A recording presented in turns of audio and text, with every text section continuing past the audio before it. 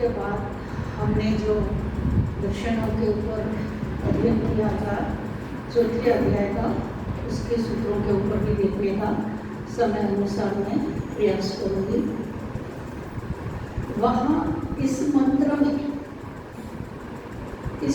का जो हिंदी का शीर्षक है वो है षड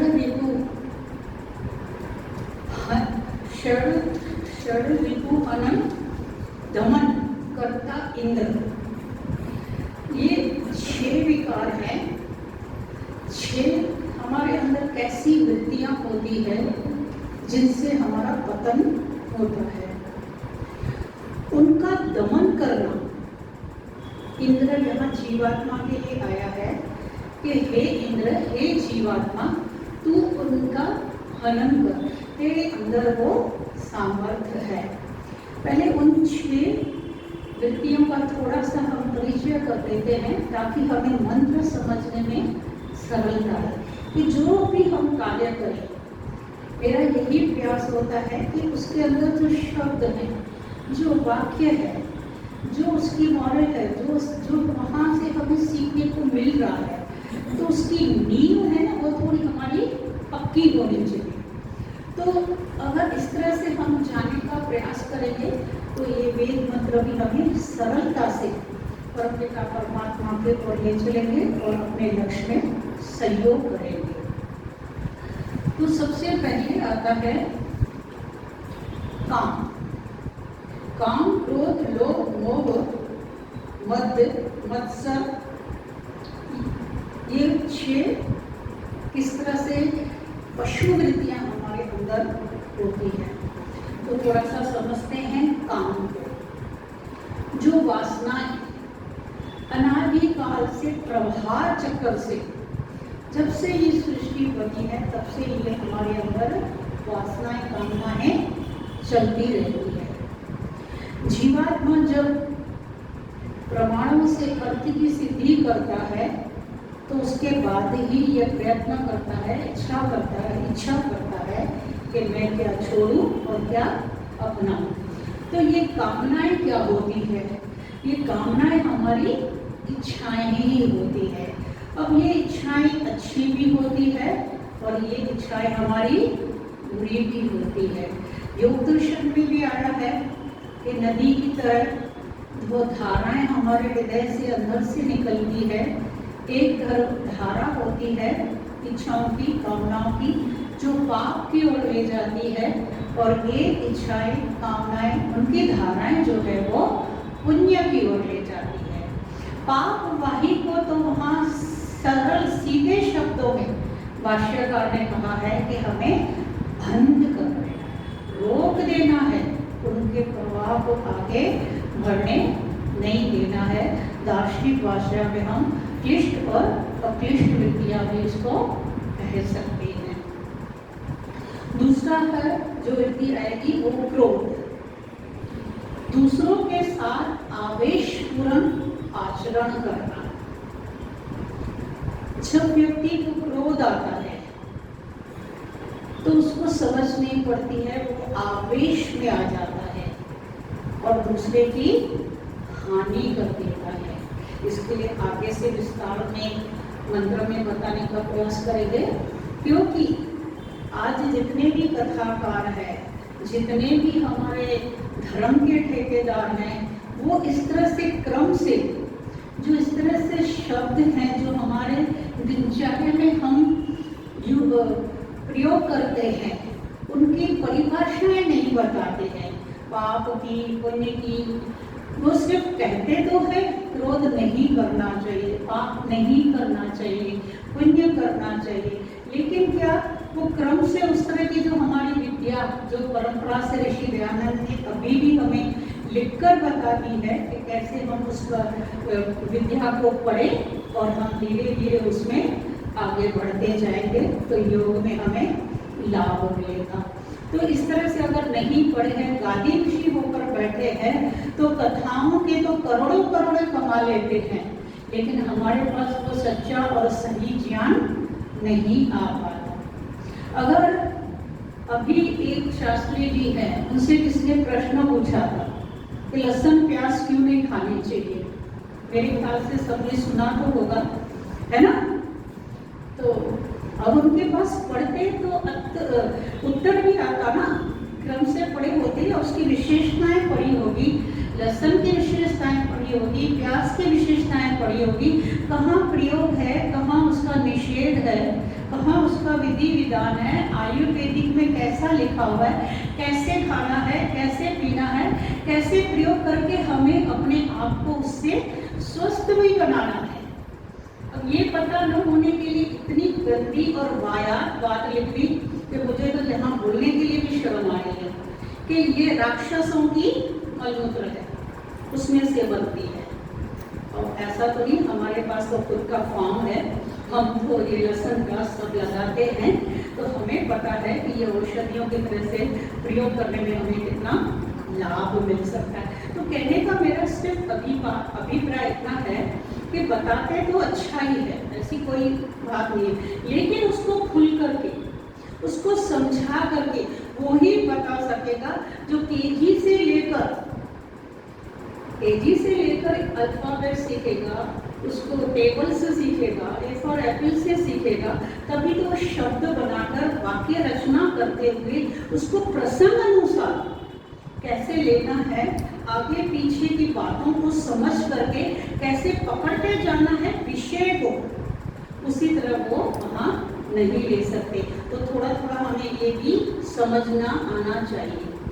लोभ के विषय में बताया, जिस वस्तु पर अधिकार न हो, जिस वस्तु पर हमारा अधिकार न हो तथापि उसको पाने की इच्छा करना, और ऐसे उपाय करना जैसे मोहवश कहते हैं ना, लोग सॉरी अभी लोग की परिभाषा चल रही है, लोग सब ही इन बातों का 506 ही प्रकार की जो वृत्तियां बताई उनका तो पाप है।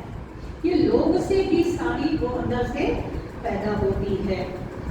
आगे बताया है कि मोह जो जीवन के लिए आवश्यक नहीं है फिर भी उसके प्रति आसक्ति रखना, जो अनावश्यक बातें हैं उसके प्रति हमारी आसक्ति होना, या जिसके पीछे भी हमारी लागणी रह जाती है, हमारी अटैचमेंट हार हो जाती है, तो आगे अनुचित और इस तरह से कुछ भी नहीं देखा जाता, उस मोहवश होकर व्यक्ति गलतियां कर देता है, अंत में पछताता भी है, लेकिन वो जो उसको मोह की वृत्ति बनी रहती है, संस्कार बनते हैं और फिर उसके कर्म करता रहता है, उसी तरह का जो नहीं करनी चाहिए, जिसकी जरूरत ही नहीं है, जो सच्चाई है।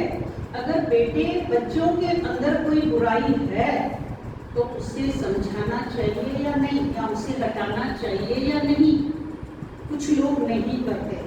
तो हमें ये सच्चाई है उसको भी हमें समझाना चाहिए।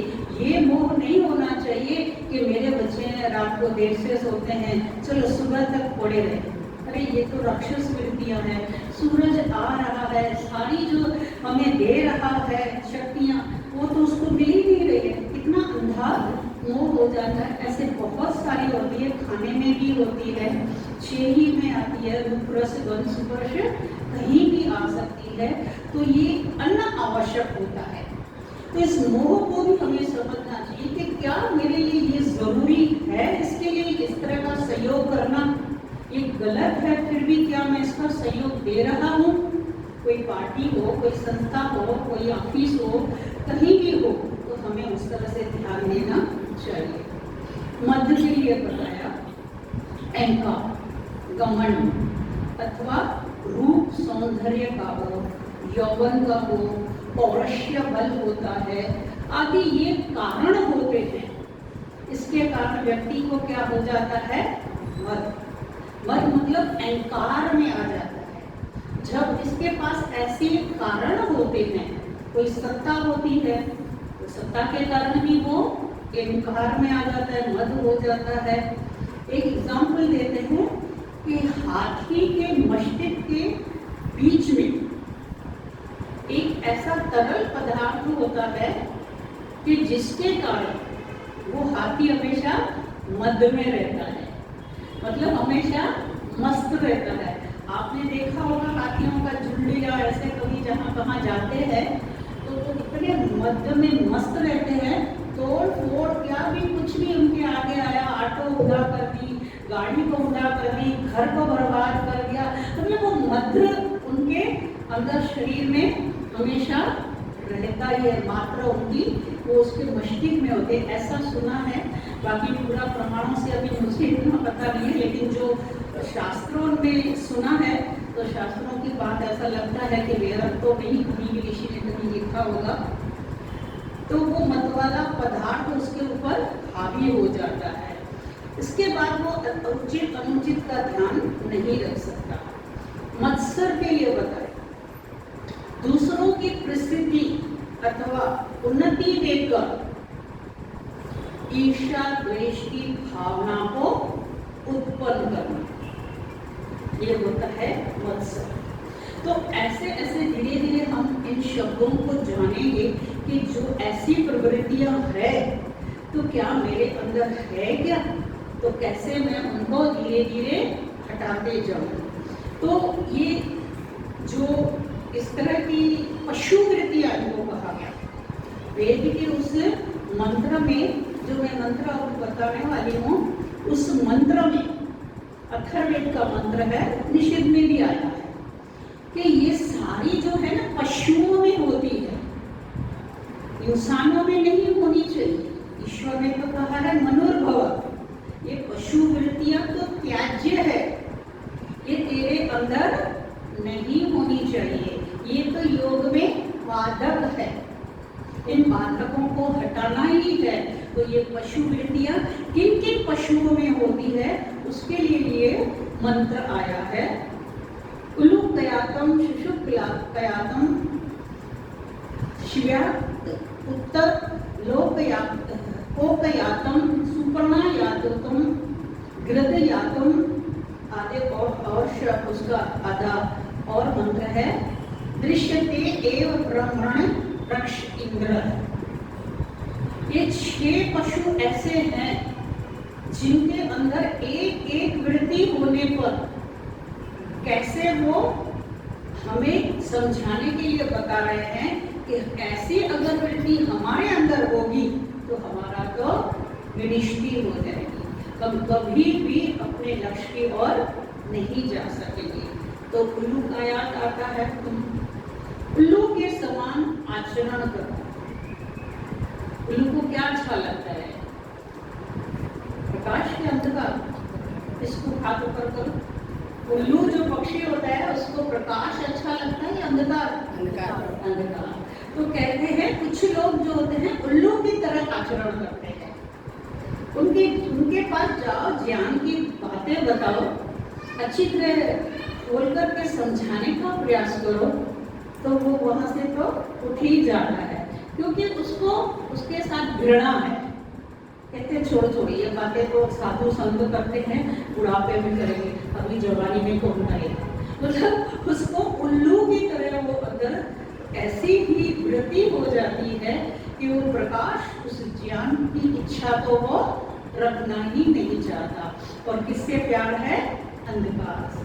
जो अंधविश्वास है, मैथिले हैं, बाहर का खाना है, पीना है, जहाँ स्वास्थ्य नहीं बनता है, मस्तियाँ हैं, होटलें हैं, जो भी है करो, लेकिन जो हानिकारक हैं उनके पास तो हमें जाना नहीं है। तो ये भी उल्लू की जो वृत्ति है वो हमारे अंदर नहीं आनी चाहिए, ये वृत्ति हमारे लिए त्याज्य है। आगे दूसरा बताया, शिशुकयातुम, भेड़िए की चाल। भेड़िए की चाल क्या होता है? क्रोधित होता है, बहुत क्रोधित होता है। जो कभी क्रोध वश होकर अपने ही भाइयों का नुकसान कर देता है, उसके जाट भाई जो भी होते हैं, जैसे फोटो में आगे आएगा, इस तरह भेड़िए भी होते हैं ना, लेकिन वो आवेश में आ जाते हैं, इतने वो आवेश में हो जाते हैं कि अपनों का नुकसान कर देते हैं।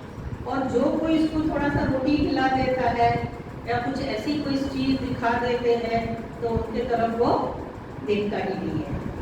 तो कहने का ये मतलब यहाँ हुआ कि जो भेड़िए की चाल है वो भी हमारे लिए त्याज है, क्योंकि वो भेड़िया बहुत ही क्रोधित होता है और आक्रमण कर लेता है, एकदम आवेश में आ जाता है और अपनी बुद्धि के विपरीत हो जाता है। वहां कहते हैं ना, विपरीत बुद्धि विनाशकारी, कुछ लोग बोलते हैं विनाशकारी विपरीत बुद्धि, ये गलत सेंटेंस है। जब बुद्धि ही खराब होगी तभी कार्य खराब होगा ना। तो हमारे लिए वो सोचने की जगह कि क्रोध कहाँ से आता है, कहाँ से उत्पन्न होता है, पहले तो मेरे पास नहीं था, अब क्यों आया, जरूर किसी कारण से आया है, तो उस कारण को मैं हटाने का प्रयास करूं।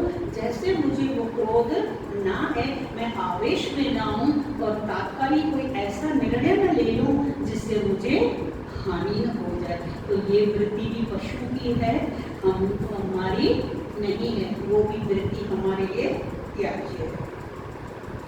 आगे आया है मत्सर का,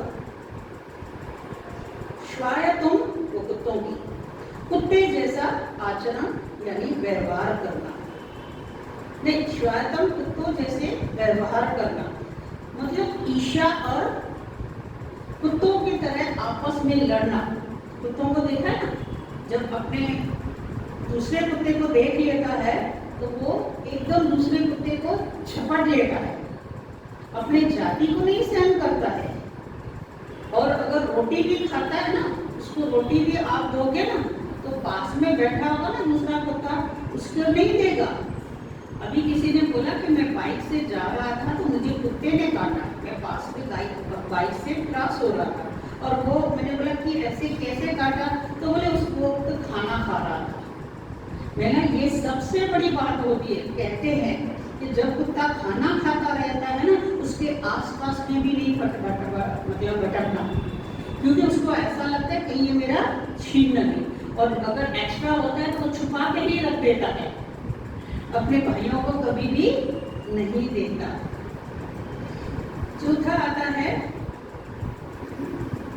और कुत्तों की एक विशेषता और भी बताई है कि अपना दमन किया हुआ वो भी चाट लेता है।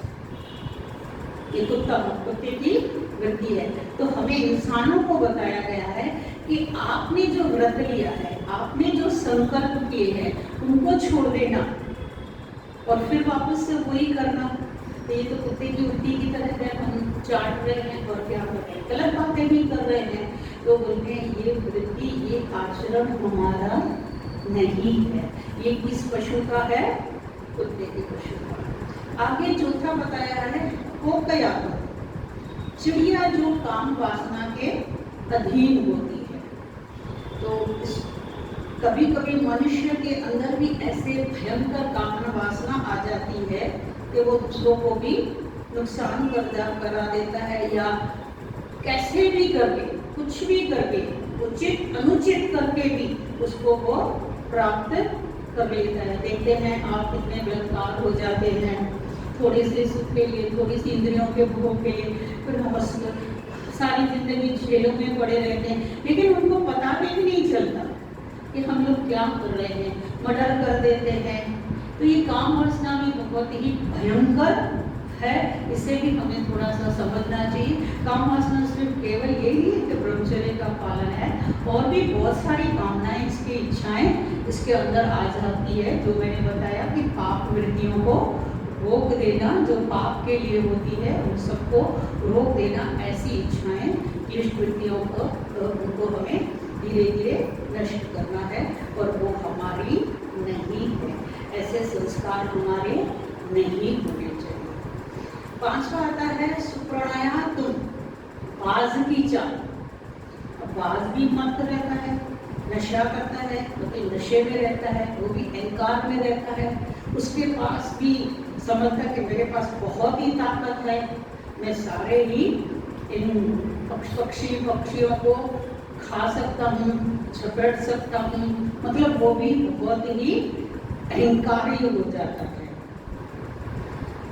तो आगे बताया अंत में गिरदयातुम, हित जैसा लोभी, लालची, ऐसी वृत्तियां कभी भी नहीं होना चाहिए। मैंने बताया ना थोड़ी देर पहले कि जो लोभ है वो सभी इन वृत्तियों की, इन पशु वृत्तियों की, इन विकारों की जो भी है वो सबका वो पाप है। इसी वृत्ति के पीछे सारी वृत्तियां पैदा होती रहती है। तो हमें ध्यान देखना चाहिए कि वो जो बाज होता है ना, उसकी दृष्टि कहाँ पर होती है पता है? जो सिसकते हुए जानवर, जो सिसकती हुई लाशें होती है ना, अब मरने वाली होती है, जिनके श्वास अब खत्म होने वाले होते हैं, घायल होती है, सारी दृष्टि उसी के ऊपर रहती है कि ये मर जाए, मैं इसको खाऊं, ये मुझे मेरे को हानि ना कर दे, मेरे को ऐसा न कर दे, सिसक रहा है और अभी ये मर रहा है और ये अभी असहाय हो रहा है, मेरी दृष्टि इसके ऊपर है कि मैं अब इसको खाऊं। तो ऐसे दुखियों के लिए और ऐसे सिसकते बिखरते हुए जो लाशें होने वाली है या जो मरने वाला है, उन्हीं के ऊपर ही उसकी दृष्टि होती है। तो देखते हैं, वेद कहता है हमें कि ऐसे उसी वृत्ति पशु वाली नहीं रखनी है, क्योंकि ये भी बाधक है। तुझे तो इंसान बनाया है ईश्वर ने, तू मनुर्भव।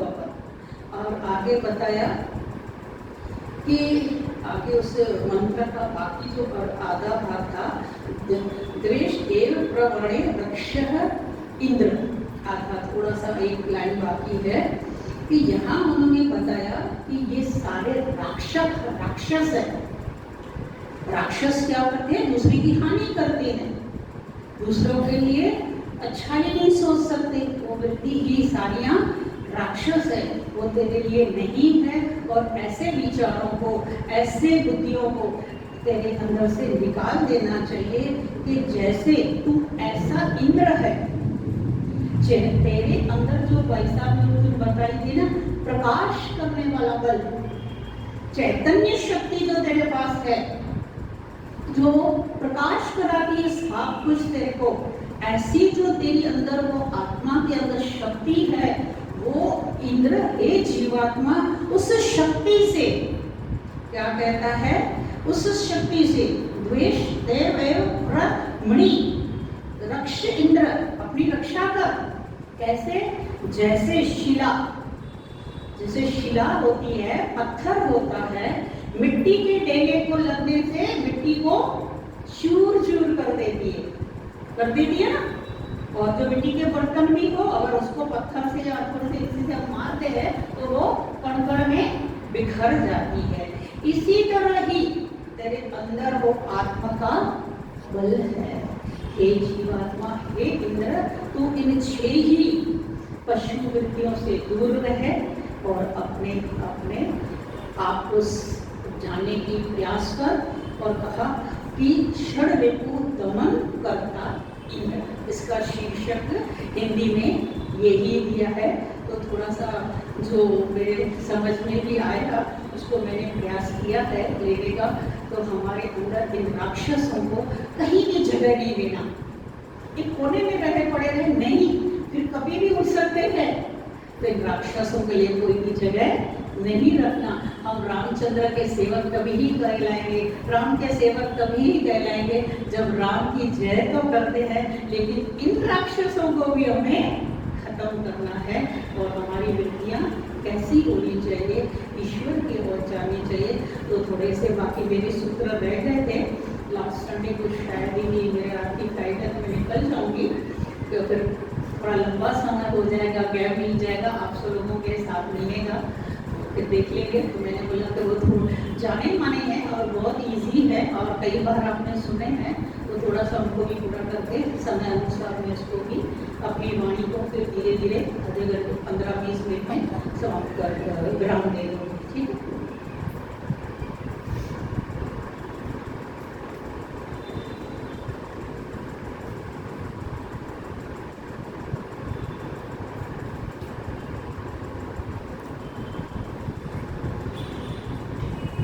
तो सरल बातों के ऊपर बताने का प्रयास करती हूँ, क्योंकि हमारी नींव है ना वो मजबूत होना चाहिए।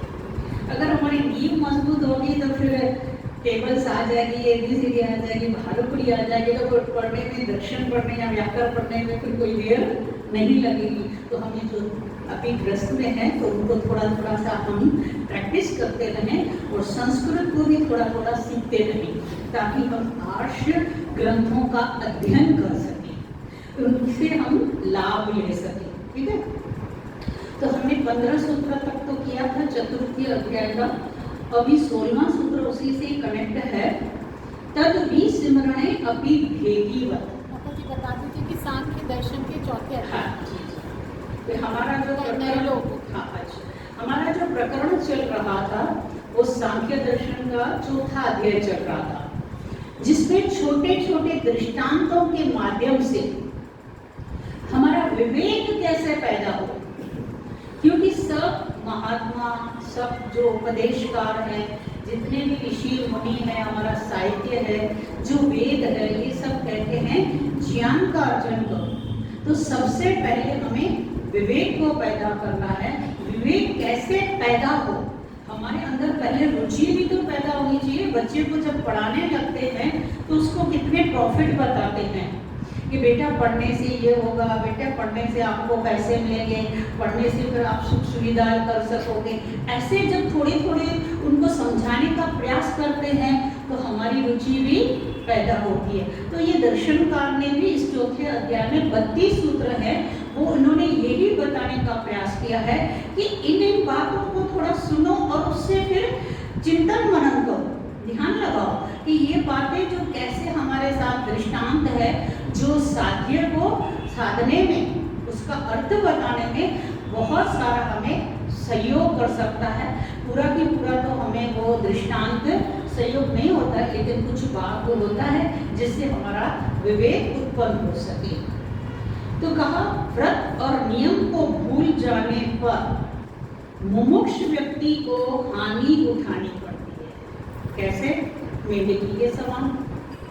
जो जिज्ञासु है, जो योग की ओर बढ़ना चाह रहा है, सबकी बात यहाँ नहीं बताई है कि जो इस तरह से आगे बढ़ना चाह रहा है, सच्चाई से जो जुड़ना चाह रहा है कि सत्य को मैं जितना जानूंगा उतना मैं सुखी हो सकता हूँ, तो फिर वो उसके लिए ये सूत्र भी उन्होंने बांधा है कि व्रत और नियमों को भूल जाना भी, वहां तो उन्होंने बोला था आगे के भी छोड़ देना, लेकिन हमारे दिमाग में ही नहीं, वो हम भूले ही रहे, तो ये भी बात हमारे लिए हानिकारक है। कैसे? उस मेंढकी की तरह। मेंढक क्या करते हैं, बारिश में अपना पानी नीचे धरती के अंदर जमा कर देते हैं, जिसी में भी वो रहते हैं, लेकिन वर्षा की ऋतु के में ही वो बाहर आते हैं। तो बाई चांस कहते होंगे एक मेंढकी बाहर आ गई तो प्राण करने लगी अपनी भाषा में कुछ जैसे, इतने में सांप ने देख लिया और उसको खा गया। तो कहने का अभिप्राय यह था कि बिन वो भूल गई थी कि अभी वर्षा काल नहीं आया अभी, तो हमें भी वो बात समय अनुसार अधिकार पूर्वक जहाँ हमें बोलना है, उठना है, करना है, वहाँ ही हमें उस तरह से बोलना चाहिए, उस तरह से उठना चाहिए और उस व्रत नियमों का पालन करना चाहिए, भूलना नहीं चाहिए। न उपदेश श्रवणों अपि कृतकृत्या परामर्शद ऋते विरोचनवत्। ये भी आपने बहुत ही बात सुन लिया है, विरोचन और उसकी कथा। तो उसको हम अभी नए लोग हैं ना, थोड़ा सा बता दिए। 2 जने थे, राक्षसों के प्रतिनिधि थे विरोचन और देवों के प्रतिनिधि थे इंद्र। वो यक्ष के पास जाते हैं आध्यात्मिकता के लिए। तो कुछ ही समय रहकर गुरु जी से पूछ लिया कि क्या हमें ज्ञान दे दो। तो उन्होंने कहा जाओ परछाई को अपने देख लो, पानी में आपको क्या दिख रहा है। तो विरोचन को तो अपनी शरीर दिखाई दिया, उसको इंद्र को भी वही दिखाया। तो बोले क्या है? बोले यही तो सब कुछ है। उसने सोचा शरीर ही सब कुछ है, शरीर को खिलाओ, शरीर को पिलाओ और शरीर की सेवा करो और ये भी जियो, खाओ पियो और मौज करो, और क्या है, तुम्हें ऐसा ही दिखता है। तो वो तो चला आया और सारे अपने भाई बंधुओं को ऐसे ही बोलने लगा। और इंद्र को थोड़ा चिंतन मनन किया तो उसको फिर से लगा कि नहीं, कुछ और बात है, मैं अलग हूँ कोई आत्मा अलग है, मेरा शरीर अलग है। तो उसने और चिंतन मनन किया बहुत समय तक और फिर वो योग के लायक हो गया और विरोचन वही रह गया।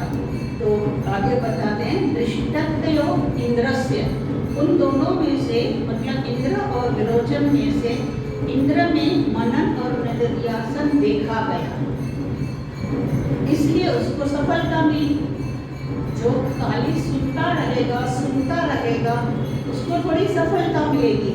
सफलता तो उसको मिलेगी जो उसको जानेगा, फिर उसके ऊपर चिंतन करेगा, मनन करेगा, निर्णय निकालेगा और फिर उसको साक्षात्कार करेगा।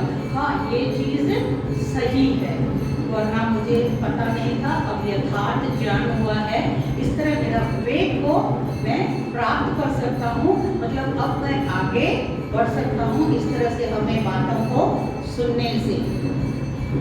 आगे आया परिणीति ब्रह्मचर्यो उपसर्पणानि कृत्वा सिद्धिर बहु कालात् तद्वत्। तो क्या इतने साल इंद्र की तरह मुझे सब कुछ करना होगा? क्या उनकी भक्ति इतना साल करना होगा? निम्रता से रहना पड़ेगा, सेवा करनी पड़ेगी, समर्पण भावना से मुझे इतने साल रहना पड़ेगा, तभी जाके मुझे योग में सफलता प्राप्त होगी, तत्व ज्ञान होगा जैसे इंद्र को हुआ था। तो आगे अगले सूत्र में कहते नहीं, ऐसी कोई बात नहीं है। न काल नियमों वाम को तो वामदेव था, वो 5 साल में भी प्राप्त कर लिया था। ऋषि दयानंद जी ने भी छोटी उम्र में ही सारी विद्याओं को प्राप्त कर लिया था। तो ऐसा नहीं है कि हर एक को उतना ही समय लगे, जिसका जिसका जितना पुरुषार्थ होगा।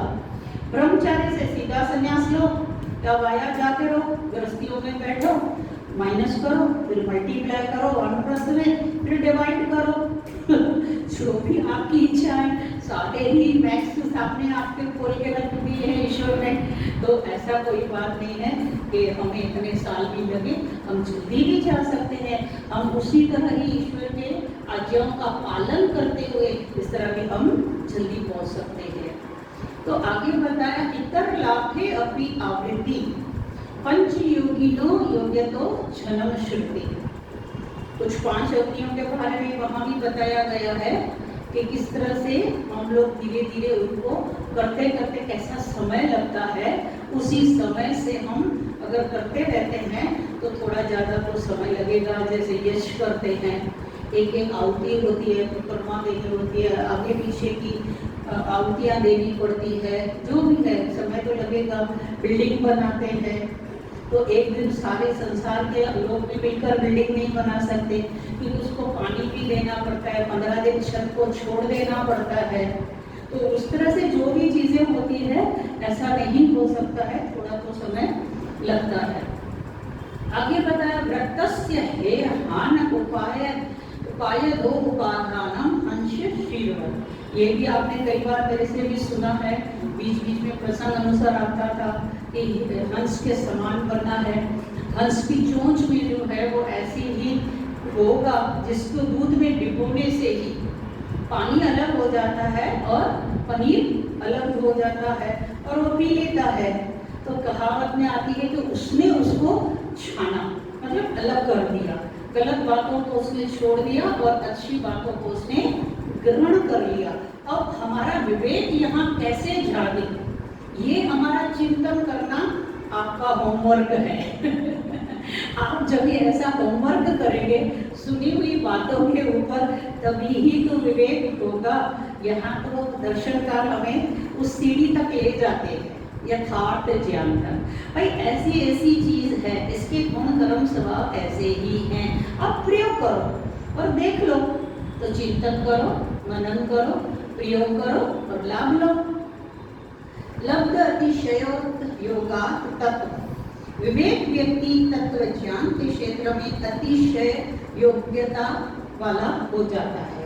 जब इस तरह विवेकी हो जाता है तो इस विद्या को अच्छी तरह से समझकर पालन करके और उसी तरह से चलने का प्रयास करता है तो संसार में लाभ पाता है। न काम चरितत्वं राग उपहते शुकवत्। राग से वशीभूत अविवेकी व्यक्ति के द्वारा राग को दबाए जाने पर भी त्याज्य मार्ग को छोड़ने में और ग्राह्य मार्ग को अपनाने में अपनी इच्छा अनुसार स्वतंत्र पूर्वक समर्थ नहीं होता।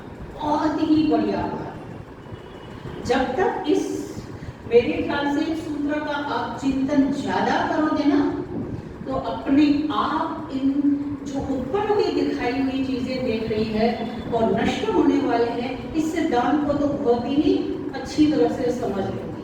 प्रकाश क्रिया स्थिति शीलम आता है, भोग इंद्रिय अर्थकम, इसके लिए है दृश्य। ये जो दृश्य किसके लिए है? उस आत्मा के लिए है।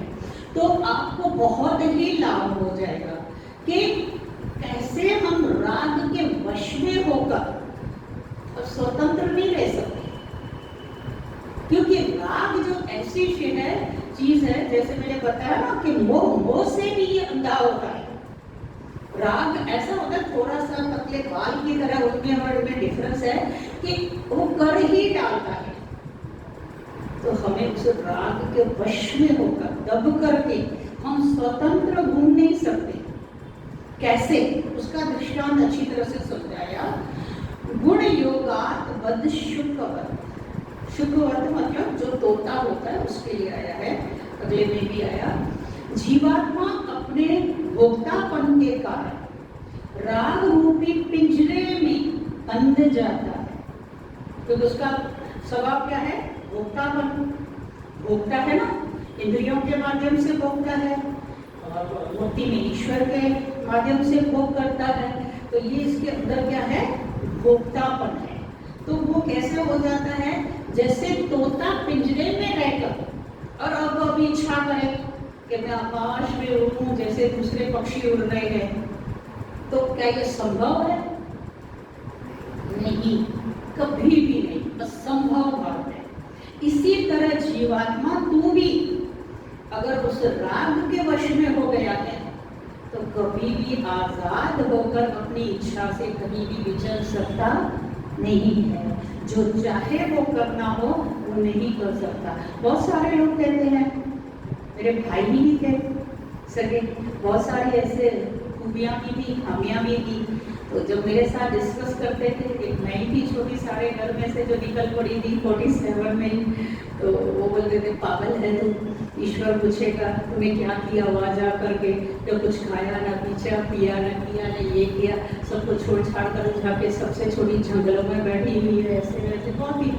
तो मैं बोला तू भी तो मेरे साथ रोज सुनता है, मैं तुझे रोज सुनाती हूँ। बोले तू अच्छी बातें करती है, मुझे सब समझ में आता है लेकिन करूँगा नहीं। मैं कर नहीं सकता। मैं बोली क्यों भैया? तो बोले बस देखिए ऐसे ही मैंने अपनी प्रवृत्तियां बना दी है, इतना बिजनेस फैला दिया है कि मुझे इस तरह से लोगों के साथ मिलना होता है, पीना होता है, खाना होता है, मीटिंगें करनी होती है। मुझे इतना राग वश व्यक्ति हो जाता है कि वो आजाद होकर इन बातों को चाहते हुए भी नहीं कर सकेगा। तो ऋषि ने खूब अच्छी तरह से ये दृष्टांत लेकर समझाने का प्रयास किया कि बंधन में मत पड़ो, ऐसे राग रूपी बंधन में मत पड़ना। जो है उसको सोच समझ के अपने विवेक को जगाओ, अपना ज्ञान को बढ़ाओ, पढ़ो लिखो समझो, शास्त्रों को जानने का प्रयास करो कि शास्त्र मुझे क्या कह रहा है, शास्त्र मुझे कहाँ ले जा रहा है, शास्त्र मुझे इस संसार भौतिक पदार्थों से कैसे कमल के फूल की तरह अलग रहने को बताने का प्रयास किया है। कभी भी शास्त्रकार में नहीं था कि ये छोड़ दो वो छोड़ दो ऐसे कर दो। ये तो एक आधा वैराग्य है। लोग कहते हैं मैंने ये छोड़ दिया, मैंने वो छोड़ दिया, मैंने ये अरे छोड़ दिया लेकिन किया कुछ भी नहीं। तो करने का मतलब होता है वहाँ वो आजाद नहीं होता। न भोगात राग शांत मुनिर्वन। एक मुनि हो गए हैं, वो कहते हैं भोगों को भोगने से राग की शांति नहीं होती। जैसे 100 भरी मुनि, एक 100 भरी मुनि का नाम था, वो इसलिए रखा गया था। तो कहते हैं वो 100 भार गृहस्थ में गया था और फिर वापस आया था, और गृहस्थ में जाता था फिर वापस आता था।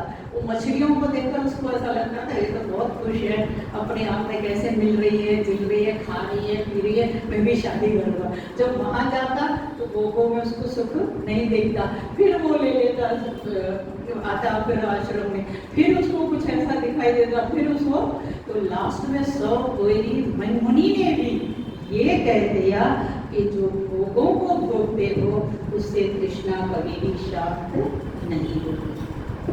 दोष दर्शनात् भयो, भोग पदार्थ संसार के विभिन्न पदार्थ तथा भोक्ता भाव रखने वाला जीवात्मा, इन दोनों में दोष देखना चाहिए।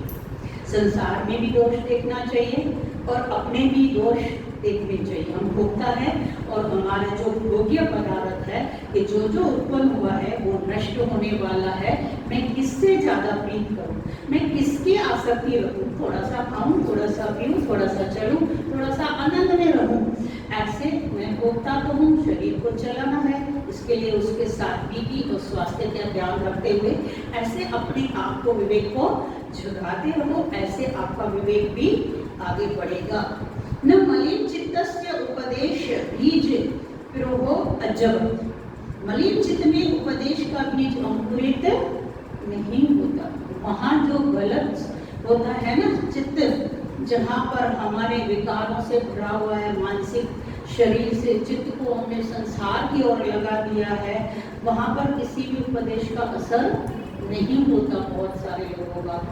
आगे बताया है इस तरह, न आभास मात्रम अपि मलिन दर्पण, जैसे जो मलिन दर्पण होता है, धूल से, मिट्टी से बना हुआ, और आप अपना प्रतिबिंब देखने जाते हो तो जरा सा भी आपको कुछ भी नहीं दिखेगा, मतलब उस मलिन चित्त में आभास भी नहीं होगा। ऐसे व्यक्तियों से थोड़ा दूर रहो। हम अपनी एनर्जी वेस्ट कर देते हैं। कहीं कहीं ऐसा होता है, मैं तो अच्छा ज्ञान बता देती हूँ, मुझे तो ईश्वर ने बोल दी थी। अरे थोड़ा सा तो ध्यान रखो, अपना कहीं टाइम वेस्ट तो नहीं कर रहे हो। कहीं वो एकदम से बिल्कुल नास्तिक है, कुछ समझने का ही नहीं प्रयास कर रहा है और कहता है मैं इस बात को मानूंगा ही नहीं, फिर आप क्या करोगे? टाइम वेस्ट करोगे ना। तो कहता है ऐसे मलिन चित्त वाले व्यक्ति के अंदर आभास भी नहीं होगा उस उपदेश का। न तज्जस्त अपि तद्रूपता पंकजवत, जैसे अशुद्ध भूमि में उत्पन्न हुए अंकुर की गुणवत्ता शुद्ध भूमि में उत्पन्न हुए अंकुर की गुणवत्ता के समान नहीं होती। अभी भूमि ही अच्छी नहीं होगी, खाद पात उसका अच्छा ही होगा, उसको भोग ही अच्छा नहीं मिलेगा, तो क्या वो अंकुर अच्छा होगा? नहीं। इसी तरह हमारा शरीर भी है, शरीर भी एक ऐसा ही बीज है जिसको सात्विकी, कैसे खान पान, आहार विहार, निद्रा, ब्रह्मचर्य, इन सब का कैसे पालन करना है, अगर इस तरह से नहीं किया तो इसका कभी भी बुरा असर हो सकता है। अभी परिणाम नहीं दिखेगा, खाते रहो, चलते रहो, पीते रहो, सब कुछ करते रहो, लेकिन परिणाम जो उस चीज का होने वाला है, जिसमें जो दोष है वो प्रकट होता ही है। अग्नि के सामने बैठो और कहो अग्नि नहीं है, शीतल जल के पास बैठो बोले शीतल नहीं है, बदबू के पास बैठो बोले वहाँ बदबू नहीं आती है, ऐसा हो ही नहीं सकता। तो इसलिए यहाँ बताया कि थोड़ा सा अपना ध्यान रखो और अपना विवेक जगाओ। अंतिम सूत्र है, अभी उस ओर चलते हैं। न भूते योगो अभी कृत कृतयो उपास्य सिद्ध एव उपास्य, दो बार आता है उसका शब्द। अनेक योग सिद्धियों के प्राप्त होने पर भी वैसी सफलता, वैसी पूर्ण सफलता नहीं मिलती जैसी सफलता ईश्वर प्राप्ति में होनी चाहिए। कहते हैं अंत में हमें एक अच्छा सा संदेश दे दिया इसमें कि आप बहुत सारे कार्यों को करते रहो, परोपकार के भी कार्य करते रहो, जो भी लिखे हुए हैं ये परंपरा से हमारी मोक्ष में सहयोगी है, इनको करते रहो। लेकिन जब तक ईश्वर को नहीं समझा है, ईश्वर को नहीं जाना माना है, तब तक सब कुछ अच्छा नहीं होगा और उस तरह जैसी सफलता आपको प्राप्त होगी। स्वामी जी ने एक पैरा भजन की है, मैं बताती हूँ। बिन ईश्वर के जाने माने दूध और पानी को न छाने, व्यर्था यतन करोड़ मानव ईश्वर से संग जो। ईश्वर से जुड़े रहो, ऐसी मेरी शुभकामना आप सभी के साथ में है और बढ़ते रहो। ओम